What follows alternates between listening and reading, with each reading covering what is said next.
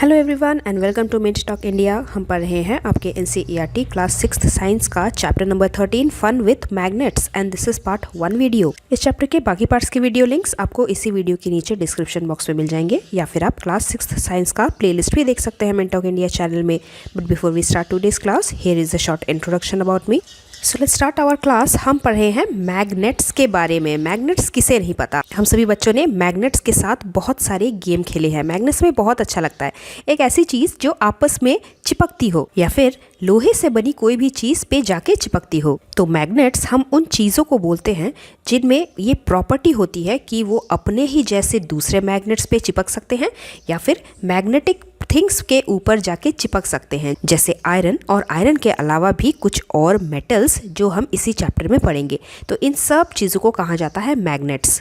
सिर्फ खेल खेल में ही नहीं, मैग्नेट्स का इस्तेमाल बहुत सारी चीज़ों में होता है। जैसे चैप्टर की स्टार्टिंग में ही पहली और बूझो ने देखा था कि एक बड़े से कचड़े के ढेर के सामने एक क्रेन है। क्रेन के सामने वाले जगह पे एक बहुत बड़ा सा ब्लॉक लगा हुआ है और उसी ब्लॉक पे बहुत सारी चीज़ें चिपक के दूर निकल रही है। तो ये बड़ा सा ब्लॉक जो पहेली और बूझो ने देखा था, this is nothing but a magnet, जिसका इस्तेमाल हम कचड़े के ढेर में पड़े हुए आयरन स्क्रैप्स को निकाल सकते हैं, क्योंकि ये मैग्नेट आयरन पे ही जाके चिपकता है। अदर देन दैट, हमारे रेफ्रिजरेटर का जो दरवाज़ा है जो खुलता है और बंद होता है, थोड़ा सा आपको महसूस होता है ना, कुछ चिपक रहा है दरवाज़ा, चिपक रहा है दरवाज़ा, हम उसे खींच के खोल रहे हैं, तो यहाँ पे भी मैग्नेट लगा हुआ होता है। और इतना ही नहीं, फ्रिज के ऊपर जो हम इस तरीके के स्टिकर लगाते हैं वो भी चिपकते हैं और खींचने पे निकल जाते हैं, वो भी एक टाइप के मैग्नेट्स होते हैं। इसी तरीके के छोटे छोटे मैग्नेट्स पिन होल्डर्स पे भी लगाए जाते हैं, जिससे कि ये पिन इस जगह पे चिपक सके और हम हमारे हाथों का इस्तेमाल करके पिन्स को निकाल सके।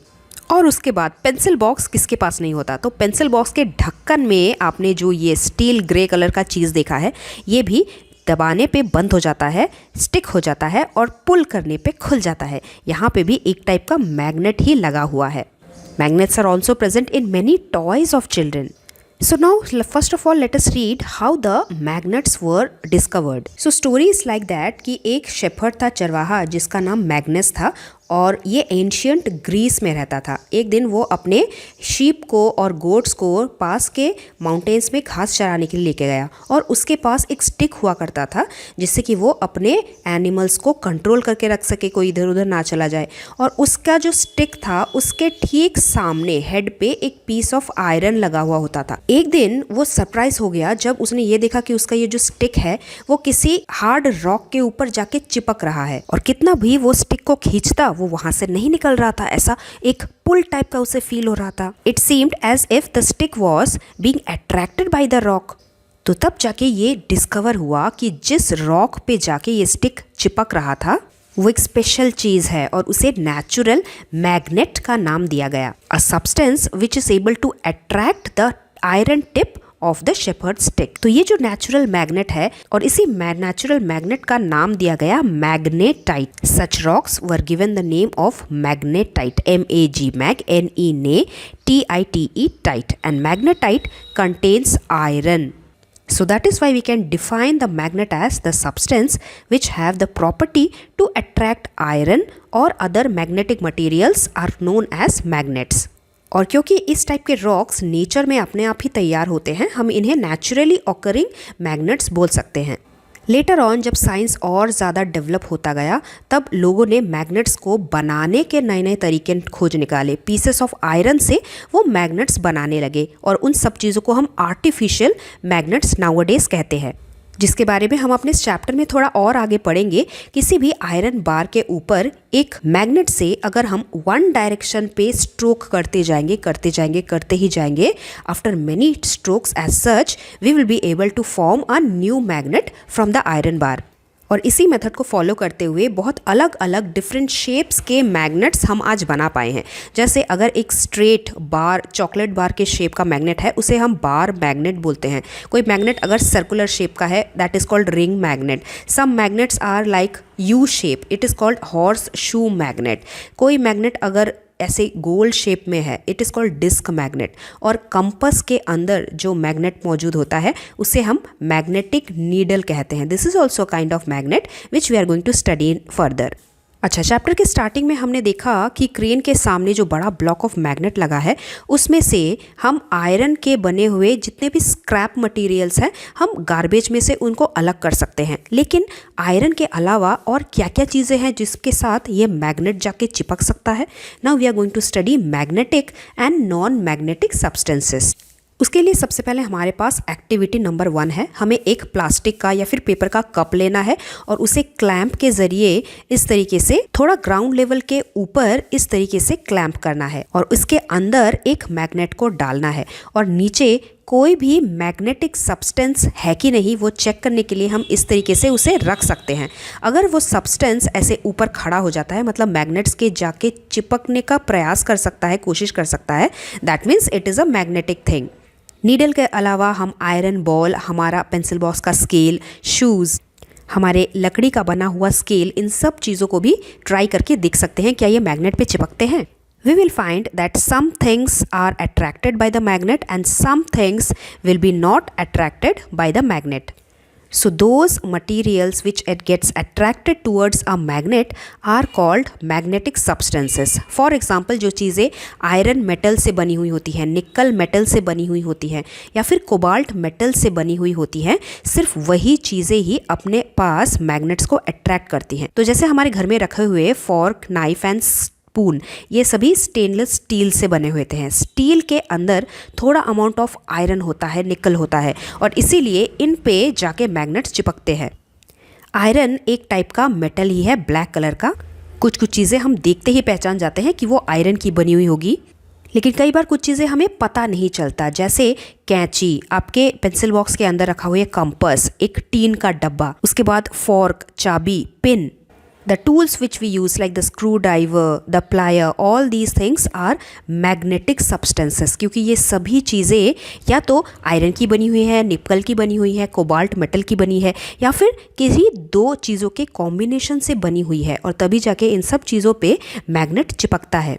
लेकिन ये मत सोचिए कि ये तीनों मेटल्स पे जाके अगर मैग्नेट चिपकता है बाकी मेटल्स पे भी चिपकेंगे, ऐसा बिल्कुल भी नहीं है। Some metals are there like the aluminium, आपके घर में जो एल्यूमिनियम फॉयल होता है, उसके बाद कॉपर के कॉइन होते हैं, लेड है, ब्रास है, ये सब वैसे तो मेटल्स हैं लेकिन इन सब चीज़ों पे मैग्नेट नहीं चिपकते। These all are non magnetic. So here we are studying property number 1 of magnet. A magnet will always attract things made up of magnet और मैग्नेटिक मटेरियल। मैग्नेटिक मटेरियल यानी आयरन, निकल या फिर cobalt metal से बनी हुई चीज़ें। और उसी के opposite the materials which are not attracted towards a magnet, they are called non magnetic material. जैसे हमारे आसपास पेपर है, ग्लास है, प्लास्टिक है, रबर है और वुड है और इन सब चीज़ों से बनी हुई चीज़ें, एक glass jar, banana, cup plate, shawl, pencil, Fevicol का डब्बा, क्योंकि ये सब प्लास्टिक हैं। इसके अलावा लकड़ी से बनी हुई चीज़ें, ये सब चीज़ें नॉन मैग्नेटिक हैं because they will be not attracted by a magnet. Now Bujo has a question for you. A tailor was stitching buttons on his shirt और गलती से उसका नीडल उसके हाथों से स्लिप होकर नीचे गिर गया। क्या हम टेलर की मदद कर सकते हैं उसका नीडल फाइंड करने के लिए? Yes, needle is made up of iron और ये एक मैग्नेटिक मटेरियल है। तो अगर बूजो एक बड़ा सा मैग्नेट लेके अपने फ्लोर पे अच्छे से वो मैग्नेट को नज़दीक लाके एकदम चेक करेगा तो ज़रूर ये नीडल जाके चिपक जाएगा उस मैग्नेट पे और हमें मिल जाएगा। हमने जस्ट नाउ पढ़ा कि कुछ मैग्नेटिक रॉक्स होते हैं जो नेचुरल मैग्नेट्स होते हैं, मैग्नेटाइट। उसी तरीके से हमारे सैंड में भी कुछ मैग्नेटिक चीज़ें मौजूद हैं। जैसे एक्टिविटी 3 में हम करेंगे, हमें एक मैग्नेट को लेना है और अपने घर के आसपास जो सैंड है, सॉइल है, उसके अंदर कुछ देर के लिए उस मैग्नेट को हिला हिला के देखना है। आयरन शेविंग्स या फिर आयरन फिलिंग्स भी बोलते हैं। These type of little bit of iron filings are present in soil and they are attracted by a magnet. इस एक्टिविटी से हम ये पता कर सकते हैं कि आपके आसपास के घर के सॉइल या फिर सैंड में क्या छोटे पार्टिकल्स में आयरन मौजूद है कि नहीं। इस एक्टिविटी से हमें एक और चीज़ें पता चलेंगी। जब भी आप एक मैग्नेट को ऐसे सॉइल के ऊपर रब करोगे तो आप देखोगे कि जो छोटे छोटे आयरन के टुकड़े हैं ना, या तो वो एक साइड में जाके चिपकेंगे या फिर दूसरे साइड में जाके चिपकेंगे। And these two sides of a magnet are called poles of a magnet. Poles मतलब इस मैग्नेट के दो endings, the two endings of a magnet. और मैग्नेटिक अट्रैक्शन इन्हीं पोल्स में सबसे ज़्यादा होता है। Magnetic attraction is maximum near the ends of the magnet and these ends of the magnet are only called magnetic poles. तो हमारे समझने के सहूलियत के लिए हमने इन्हीं पोल्स का नाम दे दिया है, N for north pole and S for south pole. The magnet has two poles in it, एक नॉर्थ पोल होता है और दूसरा वाला जो साइड है उसे हम south pole of the magnet बोलते हैं। और मज़े की बात यह है कि इस टाइप के दो मैग्नेट्स जिसका सेम साइड जो है, south pole of the one magnet and south pole of second magnet को अगर आप साइड बाय साइड लाने की कोशिश करेंगे तो आपको देखेंगे कि ये दोनों एक दूसरे से दूर हिलने की कोशिश करते हैं। हमें बीच में कुछ फील होता है जिसकी वजह से हम इन दोनों मैग्नेट्स को नहीं चिपका सकते। क्या आपने खेल खेल में कभी इस चीज़ को फील किया है? We call it the like poles repel each other. That means the like poles tend to set each other apart. जैसे नॉर्थ पोल के साथ अगर आप नॉर्थ पोल को एक साथ लाने की कोशिश करेंगे वो रिपेल करेंगे, मतलब एक दूसरे से दूर जाने की कोशिश करेंगे। Similarly south pole of one magnet will repel south pole of another magnet. दो मैग्नेट्स तभी जाके चिपकेंगी जब आप एक मैग्नेट का साउथ पोल के साथ दूसरे मैग्नेट के नॉर्थ पोल को आमने सामने लाओगे। So these are called unlike poles, अलग अलग poles. They all will always attract each other. Unlike poles will attract whenever they are brought close to each other। क्या होगा कि अगर एक मैग्नेट आपके हाथ से गिर जाए और गलती से वो टूट जाए, if a bar magnet breaks into two pieces then new poles will be created for each broken piece. तो मान लीजिए ये एक मैग्नेट है जिसका एक नॉर्थ पोल और साउथ पोल था, बीच में से ये गलती से टूट गया, तो उससे क्या होगा, एक पीस का साउथ पोल पहले से ही था, दूसरे तरफ एक नॉर्थ पोल तैयार हो जाएगा, और दूसरे पीस का नॉर्थ पहले से ही था और उसके ऑपोजिट का साउथ पोल तैयार हो जाएगा। इस केस में इस दो मैग्नेट के पीसेस अगर आप एकदम नज़दीक लाएंगे तो ये चिपक जाएंगे, लेकिन अगर उल्टा करके लगाएंगे, मतलब इस वाले नॉर्थ को यहाँ पे चिपकाने की कोशिश करेंगे तो वो रिपल करेंगे, एक दूसरे को दूर हटाने की कोशिश करेंगे। Now here is a puzzle for you by पहेली। You are given two identical bars, दो एक तरह के दिखने वाले bars which looks as if they are made up of iron. Now one of them is magnet while the other is simple iron bar. हमें कैसे पता चलेगा कि इन दोनों में से मैग्नेट कौन है? तो सिंपल, इन दोनों में से जो भी मैग्नेट होगा वो आयरन से बनी हुई किसी भी चीज़ पे चिपकेगा। तो आसान भाषा में आप फ्रिज ले लीजिए, इन दोनों में से जो भी मैग्नेट होगा वो फ्रिज पे जाके चिपकेगा और जो आयरन होगा वो फ्रिज पे नहीं चिपकेगा, क्योंकि एक आयरन दूसरे आयरन पे नहीं चिपकता, लेकिन एक मैग्नेट दूसरे आयरन पे जाके चिपक जाता है। So like this we can find out. अच्छा, एक पजल मैं आपको देती हूँ। मान लीजिए एक बार मैग्नेट मैंने आपको दिया, लेकिन उसका नॉर्थ पोल कौन सा है और साउथ पोल कौन सा है वो मुझे नहीं पता। क्या आप वो निकाल सकते हैं? So our answer is yes. हमें एक ऐसे मैग्नेट की ज़रूरत है जिस पे हमें ऑलरेडी पता है कि उसका नॉर्थ पोल कौन सा है और साउथ पोल कौन सा है।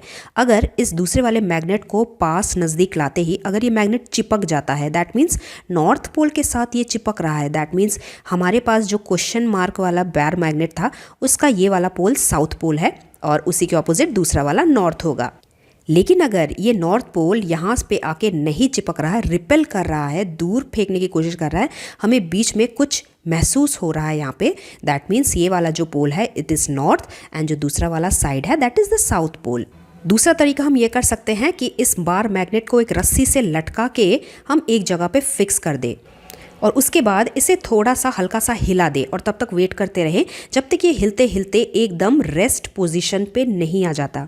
हिलते हिलते जब ये मैग्नेट स्टॉप हो जाएगा, रेस्ट पे आ जाएगा, तो वो जिस डायरेक्शन की तरफ फेस करके खड़ा हुआ होगा वो डायरेक्शन नॉर्थ साउथ का ही डायरेक्शन होगा और उसके अलावा बाकी ईस्ट वेस्ट डायरेक्शन हम उसके हिसाब से पता लगा सकते हैं। बार मैग्नेट का वो हिस्सा जो हमारे अर्थ के नॉर्थ डायरेक्शन पे पॉइंट कर रहा है that is the north pole of the magnet, और मैग्नेट का वो वाला हिस्सा जो नीचे साउथ डायरेक्शन की तरफ पॉइंट कर रहा होता है that is the south pole of the bar magnet. तो इस तरीके से हम किसी भी मैग्नेट का नॉर्थ पोल और साउथ पोल फाइंड आउट कर सकते हैं। और अगर आपको ये नहीं पता कि आपके घर का नॉर्थ साउथ कहाँ पे है, मतलब अर्थ का नॉर्थ साउथ डायरेक्शन कहाँ पे है, तो ईस्ट डायरेक्शन तो हमें हमेशा पता रहता है ना, जहाँ से सूरज उगता है। फाइंड आउट द डायरेक्शन जहाँ से सन राइज हो रहा है, that will be always the east. अब ईस्ट की तरफ अगर आप फेस करके खड़े हो जाएंगे तो लेफ्ट हैंड साइड जो डायरेक्शन होगा दैट विल बी नॉर्थ, और राइट हैंड साइड जो डायरेक्शन होगा that will be south. So this is the property of the bar magnet. Property number 2, a freely suspended magnet will always point in the north south direction. लेकिन magnet तो हमेशा iron की चीज़ों पे चिपकता है या फिर दूसरे किसी मैग्नेट पे ही जाके चिपकता है। अर्थ का नॉर्थ साउथ उसे कैसे पता? There is some science behind it and this we are going to study in our part 2 video, जिसमें हम पढ़ेंगे टॉपिक फाइंडिंग डायरेक्शंस, और हम ये देखेंगे कि पहले ज़माने के लोग नॉर्थ साउथ के डायरेक्शन को मैग्नेट्स का यूज़ करके कैसे फाइंड आउट करते थे। So stay tuned, will meet very soon. Thank you very much, bye bye.